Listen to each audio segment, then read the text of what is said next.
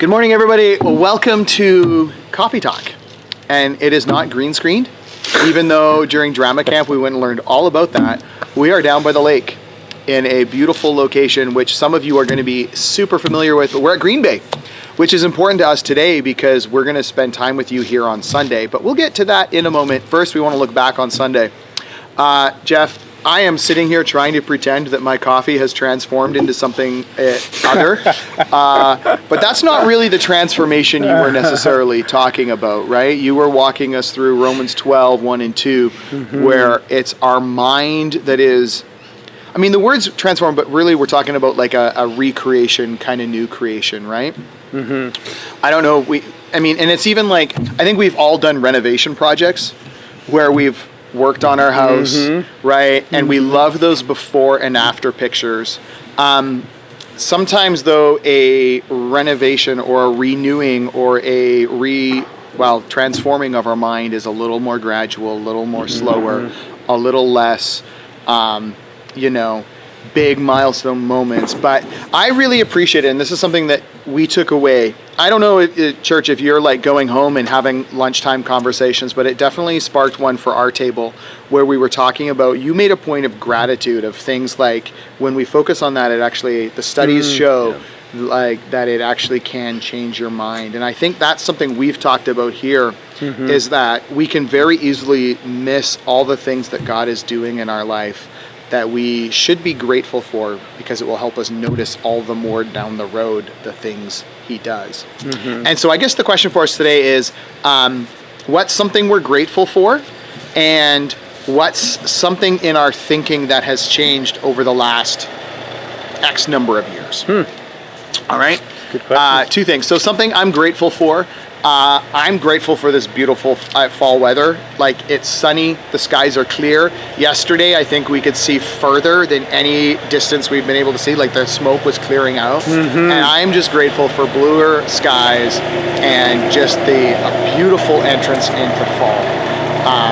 Because a week ago, it did not seem like that was going to happen, right? Yep. Things were pretty gloomy. And so that's something I'm grateful for. And something that I think different today, it was interesting. We were in a conversation earlier this week about coffee habits. And I think we were having this with you, right? About when we first started drinking coffee. And my oldest is 14. And so that's a pretty easy marker as to when the opinions of coffee have changed from, if it's super sugary, it's like, I don't know, it went from all coffee's disgusting to, if it's super sweet and sugary, it's probably pretty good, to, just with cream, to now, like, this is black. And even to the, I'll admit it, coffee snobbery side of things. Because on my trip, I'm sorry, every barista in West Kelowna, I've had the best coffee of my life, and it was in Quebec. And I don't think I'll ever have it again. So, whatever. But that's just something like opinions, thought, thinking processes have changed. And that's not super deep or super spiritual, but, it is definitely a sign that I am capable of change. That's interesting because it's a perfect segue. We were talking about renewing the mind and how we can be transformed. And on Sunday, we're starting a new series called Taste of the Kingdom. So you just kind of segued without knowing it. But for me, for being thankful, I am so thankful for so many things. I had last week, I kind of went over the summer and just, I like to go over the last several months once in a while and say, what happened? What did God do? What did I see him? How did I see him working? And there's just so much that happened. I mean, we kind of get caught in the moment. I was caught in the smoke in that moment. But when I thought beyond that, like before that, we had a wonderful summer, beautiful weather, many opportunities. I got to go to Michigan with my kids.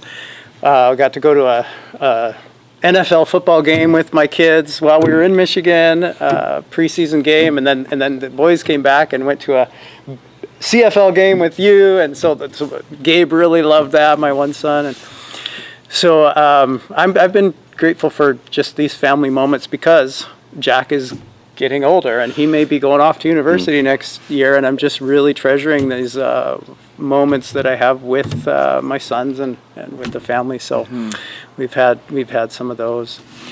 There's been a lot of ways that my changing has developed or renewed.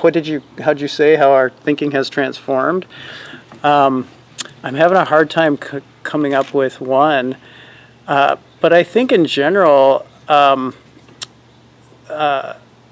one that's just increasingly becoming more and more aware to me is when I was in seminary, I felt like I had to have God all figured out. You know, am I an Arminian or am I a Calvinist? That was a big, two ways to view how God works in the world.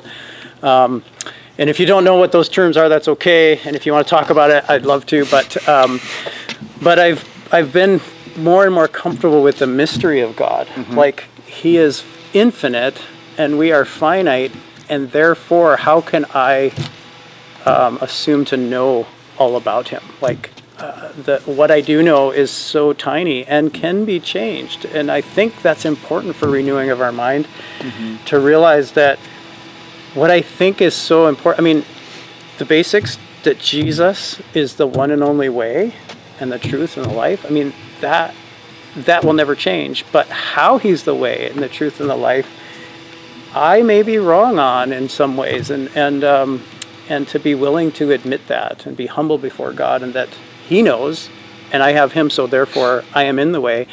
But the way I think it is may change. I think that's been a big mind thing, transformation for me. So how about you, Kevin?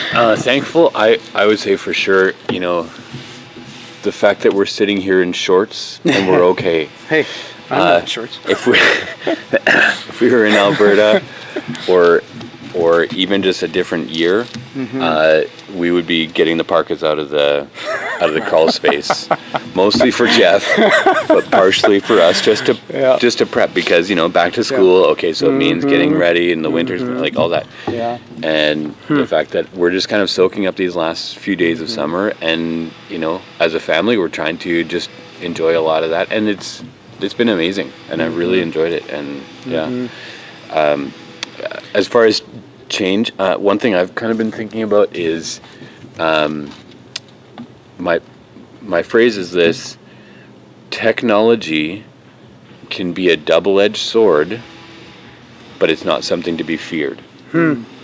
So like I always realized too that in my younger years, speaking of 14, 15 years ago, I was all about computer this and how we can do that, and streamline, and isn't that wonderful, and kind of always pursuing that and saying anything new is good and anything old is bad, and like getting into that mentality.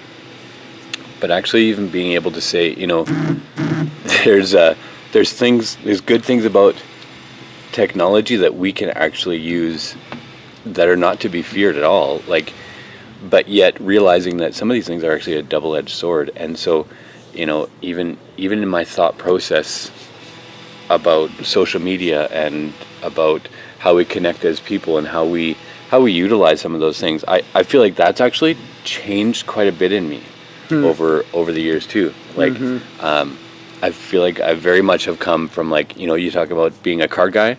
I was the computer guy, and I had to be up on the latest and greatest, and new is bad, new is good, old is bad.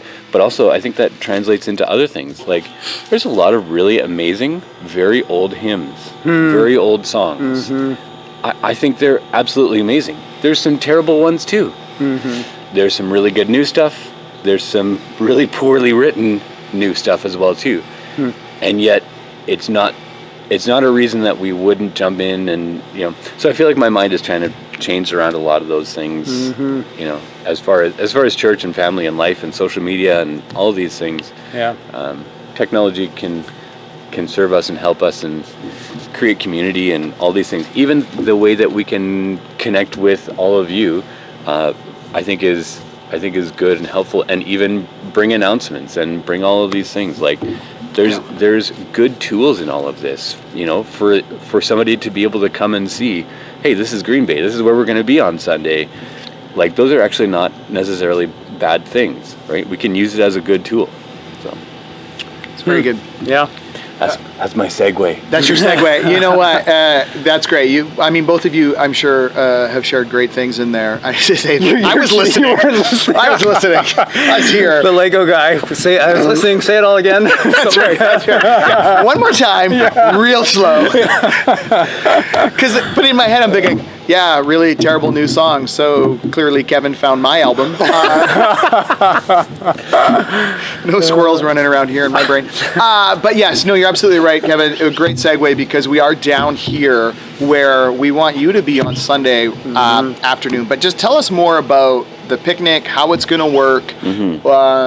For those, because some people in our church today have never been here before. Yeah. Not that we need to give detailed directions because I think they can Google it. But walk us through a little bit how the time after the service will go, when it'll start, all that kind of stuff. So after the service, the plan is to come down here as soon as you're able. The hope is to, I forget what time we said, this time right here. There you go. We will get down here and we will begin lunch at this time.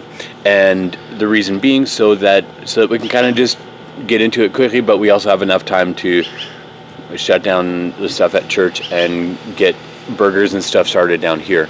So you'll come to Green Bay, address is here, and hopefully if you're able, most of us will maybe park a little bit further that way by the tennis courts, because as you may or may not know, a lot of the stuff around here is not parkable. Or if you're not able, if you really need to be dropped off or something like that, you can come in through this area right here and then park over on this east side of the facility. So there's parking way over there. There's parking way back there. We're hoping to kind of push people this way. And then this is going to be our very central location. We will begin with food right away here. We're going to have tables where you will bring your salad if you are last name A to L, or dessert if you're M to Z. And we'll kind of begin with just some brief announcements of like what's available and what's not, and kind of get us started with that. And we'll enjoy some food time, and then after that, it's going to maybe feel a bit more like a free-for-all, but it's going to be directed in, here's some opportunities and activities that you can do, here's some thoughts. It's going to be a nice day, so we hear. So we're going to aim to head down to the beach for those that want to. Otherwise, the field is open. There's playground on this other side. There's lots of things to do around here, and just a great opportunity. And we have the facility till at least 3. So it's just very much a hangout. And so because we also centralize here, it's also an opportunity to just sit and have conversation. I've had some unbelievable life-changing conversations at some of these tables, right? And so that's what we encourage, and even having the opportunity to connect with somebody across the table from you is really important. We're going to have a little bit of fun times in the middle of that as well too, but really we desire deeper connection, and as we begin this fall season, there's great opportunity to see other people around you and make that connection with them moving into this year. So. Very good. And if you can't quite tell from the video where here is, look for the big red sail. Yep. How awful would it be if they decided Friday to take it down? Yeah. Like, we want to take it down for the winter. No, look for the big red sail. We're going to make it blue. Right, between the row of cabins and you might not recognize it, but it's the dining hall. And so there's a big long building and cabins and a big red sail in between, and that's where we're going to gather here at Green Bay. So thanks for bringing up that parking note, Kevin, because it's a good thing for us to remember that we'll try, with very limited parking close by, we'll try and reserve it for those who need it most. Yeah. And thanks for bringing that to our attention. It is also fall, which means life groups and some of those things are starting up. I'm not sure who of you wanted to share about that, but what is it we wanted our church to know today about life groups and those other things that are starting back up? I think the main thing is we will be starting the next few weeks. We life group, just so that you're aware, you don't have to know the Bible inside and out to become a part of one. And if you do know the Bible inside and out, we want you to be a part of one as well, because the purpose of life groups isn't necessarily to know the exact wording of the Bible as much as how do we live it out? How do we do this thing called the kingdom of God and live within it and love each other, whether we are new to the faith or old in the faith, or whether we're think this way or that way. How do we live together? Paul, the Apostle Paul, and part of the taste of the kingdom is that we are one in Him, and we love each other despite our differences, and we invite others into the kingdom. And when we do see things that are wrong, we start here. Where is it wrong here, and how do I confess, and how do I and so life groups are part of trying to do all that. So if you're not part of a life group, talk to us about how you could get involved with one as we start up, and you can get involved right at the beginning. If you are, we'll be talking about when we start and where that'll meet and all that in the next few weeks. So these are some of the details that we still have to flesh out but they are coming up. So we want you to be thinking about life groups, because we do life together, and we grow together, and love is about me and someone else, right? So if I want to live out the gospel is a gospel of love, and I need other people. So yeah, any more to say on that? Or no, that's great. So this is a great opportunity if you're not sure, or if you thought about it last year and just weren't able to. This is a really great time. We're all kind of starting from square one through this whole September, and so this is a great opportunity. Talk to myself, talk to Jeff, and we will connect you with a leader and find out something that either works for your schedule, or better yet, somebody who you are able to work well with and just connect with, and even if you're just looking for community, like if you're just finding yourself, there was many years where I was not part of a life group, and I found myself just kind of sitting around and saying, man, I feel kind of lonely. And I just wish there was other people to talk with and hang out with. This is an awesome opportunity, so we want to encourage you in that. And this is a great time to do it as well, too. Excellent. Now, Sunday, we're also launching a new sermon series. I understand it's inspired by a cookbook, but I might be wrong in that. Jeff, why don't you walk us through that? We'll talk more on Sunday, but Cookbook of Paul. That's right. We're calling it the taste of the kingdom. And that's kind of got I'm sure I've seen that on a bestseller list, but go on. Oh, really? Yeah, no, I don't know. Okay, I thought I was clever. But anyways, Taste of the Kingdom, because I want us to taste of the kingdom, but I want us to be a taste of the kingdom, right? And the kingdom is all about the rule and reign of Jesus, which is life, which is what we were created to be about. And so it's a wonderful taste. It's a thing of beauty. And food can be beautiful, so just so you know. Oh, 100%. Sensing a no.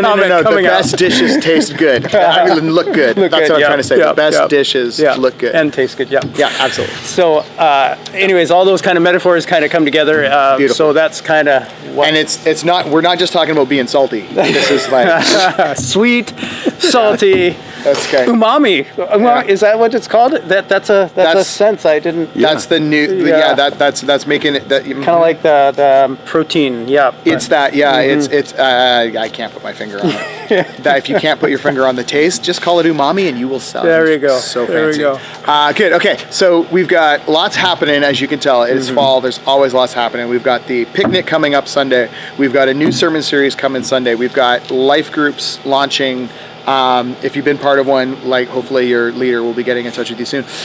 Anything else that our people need to know today? I would just say we didn't mention youth now, but it's ongoing. I would say youth has been meeting, but there's kind of a launch as well, and I want us to be praying for our youth and our children. Like we have some people that are having babies, and we need to be praying for them as well, and just continue to pray for our young families and our families of every age. No, that's great. And just I can say real quickly, just on the youth and kids ministry front, is usually we launch like return to our kids ministry programming after the youth camping trip, which youth ministry is resuming its regular schedule Monday night, which is 6:30 to 8:30 at the church, and we're supposed to be going on our camping trip if campgrounds aren't evacuated. So we're just trying to figure all that out. And but here in September, in a few weeks, we should be having our kids ministry Sunday morning kids program returning. Nursery's been open all summer for most weeks, and it's been good to connect with some new families. We've been seeing them come in, and but we should very soon be having all that back to normal. One more thing too. We didn't really talk a whole lot about. That's one thing that just got pushed into the background. But your sabbatical in the fall, one day. I think it's the 24th of September. If nothing changes, which we all know how quickly that can happen nowadays. You'll be sharing some reflections. So I'm excited about that. It feels like a long time ago. Yeah. Just yesterday, I was actually tidying some things in my office, believe it or not. If you looked in there right now, you would not believe it. And I pulled out this stuff from May Camp, and I'm like, oh man, that's so old. And then I realized, well, why has it not been put away yet? Because like May Camp happened, then a week later sabbatical started, and it was like, it was just, May, you think May was like, forever ago, but it's like, wow, there was that whole, that year-long 2 months in between. And so I'm really looking forward to sharing. Sharing about detours, I think, is kind of just to give a little peek of it for when we come up in September. Okay. Seems to be that, or maybe more the word I'm kind of been chewing on a lot over the last few months, is that idea of being waylaid as a little sneak peek. Yeah, excited. That just kind of comes up in life, but also actually came up a lot in Jesus' ministry. And those little things that can so easily irritate us when we're waylaid, but like what do we do with that? And so looking forward to sharing all the different ways what we thought was not what we experienced and how you coped and how we coped. So awesome. Well, I think that's pretty much everything for us today then. Thanks for spending some time together. Hopefully you get to get outside, and I know a lot of you have trouble when the air is smoky with just breathing, but we're praying for some clear air so that you can get out and enjoy the beautiful creation that God has made and the town we get to live in. And hopefully we'll see you Sunday in person, but if not online, we will connect again real soon.